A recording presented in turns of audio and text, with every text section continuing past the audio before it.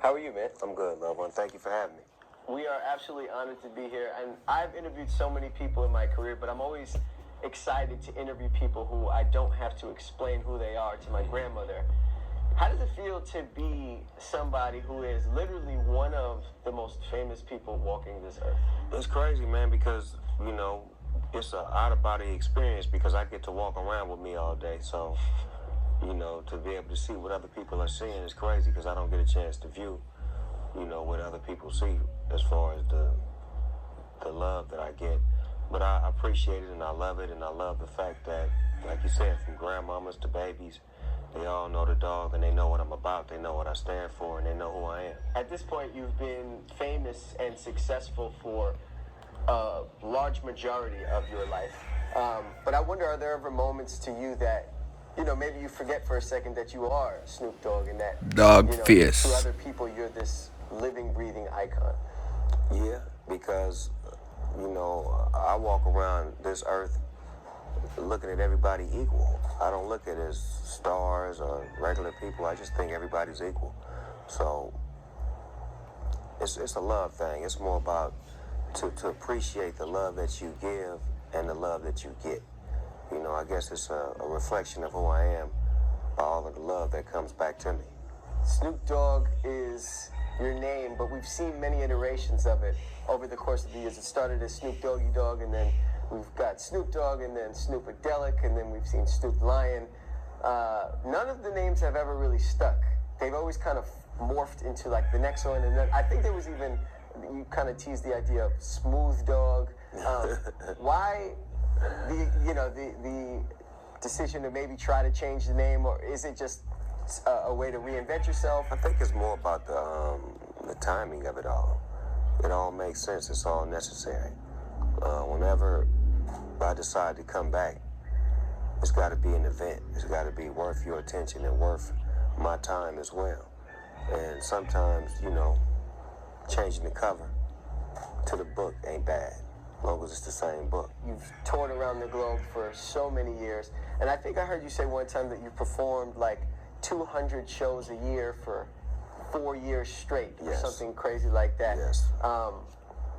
But of all the shows that you've had, I wonder, what is the craziest thing that you've ever seen at a Snoop Dogg show? One of the craziest things I ever seen was I was performing on stage, and I looked to the side of the stage. It was Paul McCartney, Bill Gates, David Beckham, and there was a couple other people. It was blowing my mind that these big wigs was on the side of the stage watching me perform. That shit blew my mind. Do you remember where it was at? Because that's quite the lineup. It may have been Live Aid, one of those big concerts that they do like that. Paul McCartney, David Beckham, and who else was it? Bill Gates. And Bill Gates. At least $1 billion. $1 billion on the side of the stage. Calm, a light $1 billion. A light beat. Just Some B-boys hanging out. Calm shit. Yeah. So, you performed, like I said, and toured the globe, and you've done so many other incredible things and accomplished so much. And now you've got a star on the Walk of Fame. The speech was incredible. You've been asked about it a bunch. But just to reiterate for those who may not know, you thanked a lot of people that were instrumental in your success. And then you thanked the most important person to the success of you, and that was yourself. Last but not least, I want to thank me. I want to thank me for everything I done done. And a lot of times, that's mental health, to be able to celebrate yourself and to be able to give yourself some credit. And I feel like that was a great statement for those going through mental health, because we always depend on confirmation, or we depend on someone to make us feel like we're worthy or we're validated, when in actuality, you should thank yourself for being validated, because you don't want to get up every day and do this and walk this walk, talk this talk, and do what you do to be you. So thank yourself. Pat yourself on the back. I loved it because, especially as a black person, like, I feel like when my black brothers give me compliments, it's always like, nah, man, I'm just trying to be like you. Like, that's always the deflection, is to put it back on the other person. But for you to have that moment to bask in your own glory, why is it important, you think, just to, sometimes be like, nah, I want to thank the person who did all the work, and that is myself. And you know what? I didn't even write that shit. It just came to me. Like, I ain't had no speech and none of that shit. I just was up there talking, and then that shit got good to me. It was like, you know what? I'm gonna thank me right now. And then this shit just flowed out like it was a written speech. And it was about all of the things that I've done. Like, I thank me for waking up in the morning, for never quitting, being a giver, and all of the great things that I do. And, like, because I need to say that.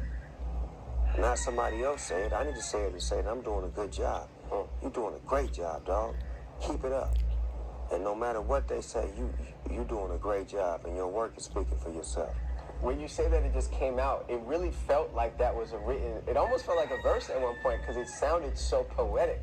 I'm like, damn, Snoop really went up there, hit them lines that he practiced, but I'm a freestyler, so that's when I'm at my best, when I could just take advantage of that moment and come from the heart. And I felt like seeing all of those people in the crowd made me say that. You know what I'm saying? It made me say that because they were definitely instrumental. But I had to put in that work. People helped you along the way, but you were the one who had to I had to put in that work. put in the work. You could talk to me, you could coach me, you could teach me, but I gotta go physically attain all of that. I gotta go hold on to it, and I gotta go get it. I gotta go do the things that come with actually executing. To make that speech in that moment was so iconic. But there have been so many other more iconic things, or equally as iconic things that you've lent your voice to. And I want to talk about a couple of them. One of them is, I don't even know what we're calling it, but when I watch these like Animal Planet-esque videos with Planet is Earth. It's called Planet is Earth. Planet is Earth, and you're commentating like animal things. For those who haven't seen it, can you tell us what it is and how something like that even was conjured up? It's like National Geographic, but in the hood. So you still got the same wildlife, still the same jungle, the same animals, but you have a voice of reason. My voice is navigating and narrating what's happening with the animals and the wildlife. It's just a hood version of National Geographic, but with flair, with style, originality, and with my voice. But how does that even happen? Like, how did you figure out that that would be as brilliant? How did you figure out that that would be as brilliant of an idea as it was? Did somebody come to you like, yo, you should put your voice over these videos, or did you come up like? We were shooting the GGN, my TV show, GGN on YouTube. They call it a podcast now, but it was my TV show, GGN. And what I would do was I would have certain videos pop up.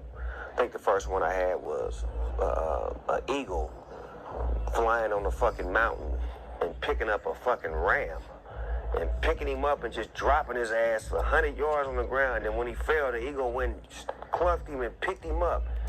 And it was some groovy shit I didn't know how eagles ate. And you know what I'm saying? So when I seen it, I was just narrating it. And we was like, let me put up some more footage. And we did another one. Then I did about 5 of them. And then Jimmy Kimmel called me. And he was like, man, I love that shit you doing with that Planet is Earth. I want you to come on my show, Jimmy Kimmel Live, and do that same thing, but we want to produce it. So Jimmy brought me on his show, and then it got bigger because I was on ABC doing something that I created on my YouTube show. Right. And now it's one of the funniest, most iconic things. And you said it's National Geographic, but with flair. Exactly. And originality. Gotta be. Just like when I do boxing, when I do the boxing analysis, when I did the Olympics with Kevin Hart. It's the same thing. It's just, you can have it that way. It's just like, okay, on your television, if they have a button that say SAP, subtitles, and then add another button, Snoop Dogg effect. Which one would you rather watch this movie in? I'm going for Snoop. Off top.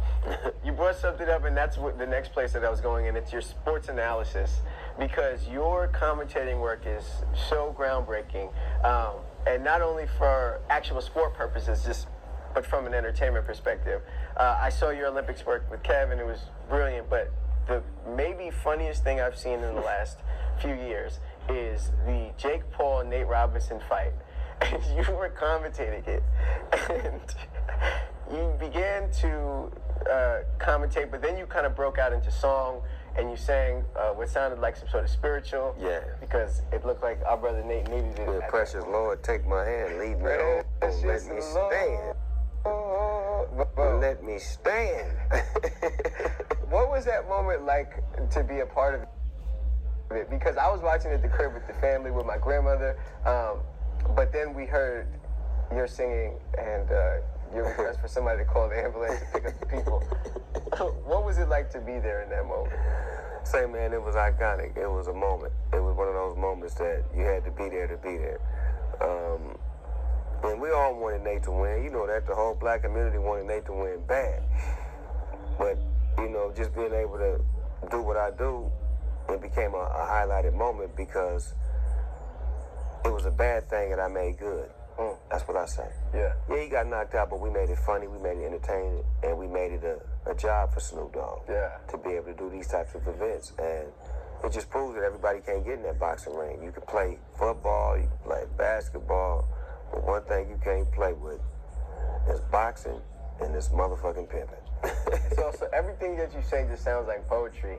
But you're right. You can't, when it comes to boxing, you got to be super careful. And Jake Paul is somebody who you've seen evolve. Man, Jake, get down. And you had Jake better sit down with that Mike Tyson shit. Sit your ass down. That's a different monster, man. That's one that he don't want to. That's a whole nother, because Mike is smarter than all them other niggas he fought. Mike gonna know how to bully him and get him in position to take his head off.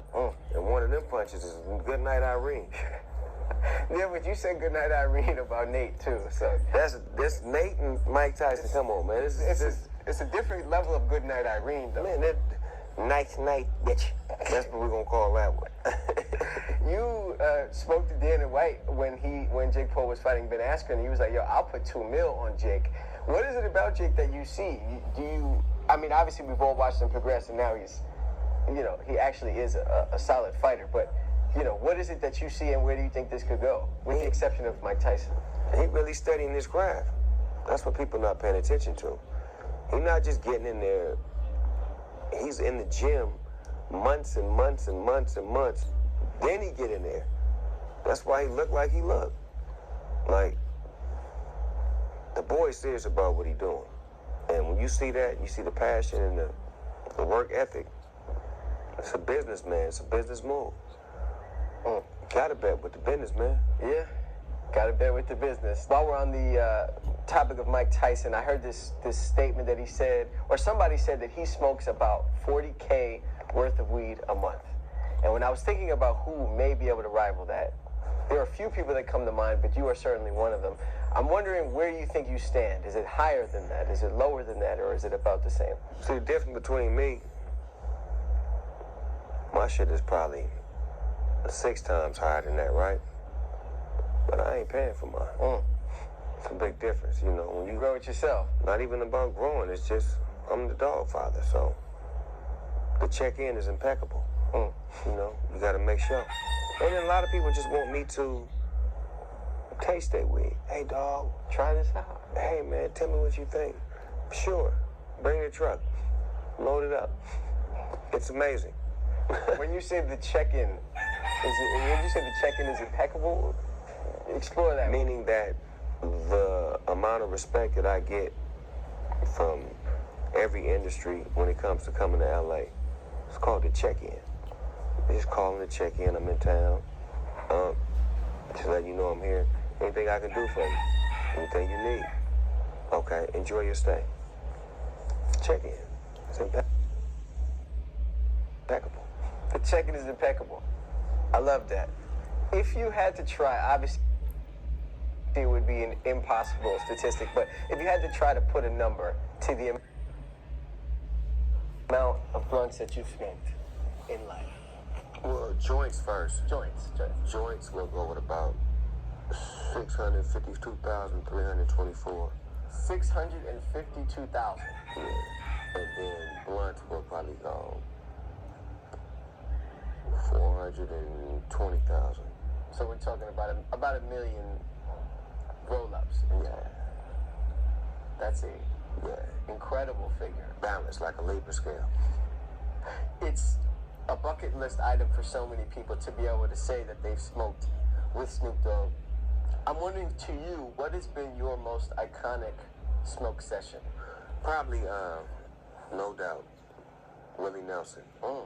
Me and Willie Nelson one-on-one in Amsterdam. I've heard this 420. story. Yeah, this is a fact.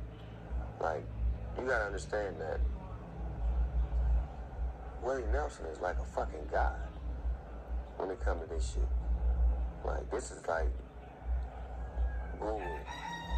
And me and him just became friends and hanging out on and smoking. And, like, I had to catch myself sometimes and be like, damn, Willie Nelson know me. Yeah. It be like that, man. Like, people thinking I'm just like a big ass star. I'm a big ass kid.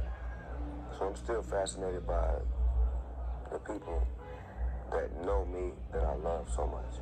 It shocks you when people of a certain caliber know who you are? Stevie Wonder been my friend for a long time, and every time I see him, he could just feel me. I walk over to him, whisper in his ear, he already know it's me. Man, I love that feeling. Lastly, here on the Weed Tip, there's an incredibly iconic viral moment on the internet that resurfaces maybe every few months, and it's you at some music festival. There's a security guy working the show standing right next to you, and you're doing your thing, rolling up, and then you pass him the blunt, and he thinks about it for a second, shrugs his shoulders, grabs it, and hits it. And it was such a beautiful moment of unity because, in a world that is so divided, it was able to bring you and this complete stranger together. Do you remember that moment? And do you see when it goes viral, or are you not aware? Yeah, that was at Tycoon Week, the 50 Cent. 50 Cent, yeah, Tycoon. And, you know me, I try to make everybody feel comfortable. So the police officer was in our area. And we were smoking. And he wasn't going to arrest us, so we might as well join us. We can't beat him. Join him. You can't beat him, join him. Yeah, and I like the word viral, I had to learn what the fuck that meant. Because motherfuckers always coming to me to my nigga, you went viral. I'm like, nigga, I ain't got the virus. What the fuck you talking about? Like, nah, nigga, you went viral. Nah, I don't got the virus, cuz. So I had to understand what that meant. And I'm like, shit, viral. Okay, I get it. Your Instagram is like a masterclass of virality. I mean, you post some of the most iconic videos, but you make a lot of things go viral as well. So I imagine that when this person explained it to you, they had to tell you just how many times it has been that you've gone viral. Probably. It just, I done so much, like, it's crazy how, like, some people that I've interviewed or some people that I've shot with, I'll give you a better example. There's people that I've shot videos with when I was like 19 or 20. And then I seen them like when I was like 30 something, and they was directing like Spider-Man and Transformers and shit like that. Like evolution, growth. Like, and just to know that the respect that you give people, I want to say that you gotta have respect. You gotta treat people with respect. Because some of those guys that I was treating with respect ended up becoming bigger than the directors that was actually on set. And they called back and reached back for a favor and said, hey, Snoop, I'm shooting this. Can you come give me a cameo? Or, hey, man, I got this ad with Corona, and I told them about you, and they was thinking, you want to do it? You know what I'm saying? So relationships is key, too, in this industry. Let's explore that for a second, because that's like a thing that you hear people say. Like, the people that you pass on the way up is the people who you'll pass on the way Nephew, Speedy, that's a fact. Don't get that point fucked up. Because you're going to pass up some people down there, and then somehow, somewhere they're going to be up there. And it's all about how you treat them when you eye to eye with them. Because you never know. They may be your boss, you may be their boss one day. That's real. I remember hearing lines of, who was it? Maybe it was Meek or somebody said, my teacher told me I was going to be a piece of shit. I seen her the other day, she was driving a piece of shit. Now, I guess it always does come full circle in some regard. but some of that shit is determination. When you tell me I can't or I'm not, or if you disrespect me when I'm on the lower end, I'm gonna work real hard to get up top just so I can show you. Have you had a moment where, maybe somebody kind of doubted you and you really just wanted to make it so that you can stun on them? Not to say anything to them, but just to prove it to them and show them that you was able to prevail. Hollywood was being very disrespectful to me at a certain point in my career. Like, they didn't want rappers to get opportunity. So I had to figure out a way to make Hollywood come calling for me. And now we see you in, making cameos in some of the biggest movies and TV shows, and you can't watch a sporting event without, a commercial coming up with Snoop Dogg in it, whether it's G-Star The fine life, baby. or Corona or, whatever it may be. And so I want to segue into that side of things, the business behind Snoop Dogg. First and foremost, a quick Google search says that your net worth is $150 million. That just seems inaccurate to me. Can you just let us know if that is true, false? It might be accurate because I don't be liking all my business out there like that. So they may be giving you a piece of paper, not all of it. You know what I'm saying? Okay, so we can say that we'll say that it's accurate. Yeah, I like being discreet. You know what I'm saying? Like, you're not supposed to know what I'm getting or what I got. You're supposed to know that I'm a giver. That I give a lot. You know what I'm saying? So whatever I get, I make sure that I distribute. We'll say it like that. Okay. But like I just mentioned, G-Star, Corona, the wine brand, Indigo Gin. I mean, the entirety of your catalog is becoming like a small behemoth, if you will. What has that been like, kind of evolving into, not only a person who does just brand ambassadorships, but somebody who's kind of like their own empire? It's great because I get a chance to involve my family now because I position myself so high to where I can make those executive decisions and just trying to get better at being business because I don't come from the corporate world. I come from the streets, so I got to learn how to mix both and learn how to do business on the corporate level to where they respect that elevated mind that came from down here, but never leaving my spirit, my ideas, or my creativity because that comes from here, from the bottom. So it's about, having one foot in the turf and then the other foot in the business to be able to try to do them both at the same time. I think that one thing that a lot of people love about Snoop Dogg is that, whether we see you in a commercial for this or that, or in a movie for this or that, or a TV show for this and that, the one thing that always remains true is you. We literally never see you change or compromise who you are, no matter what arena you're sitting in. Kind of speak to that. Why is that important, and how are you able to do that, just to kind of remain yourself? Well, one of the main important reasons of remaining myself is to stay in control.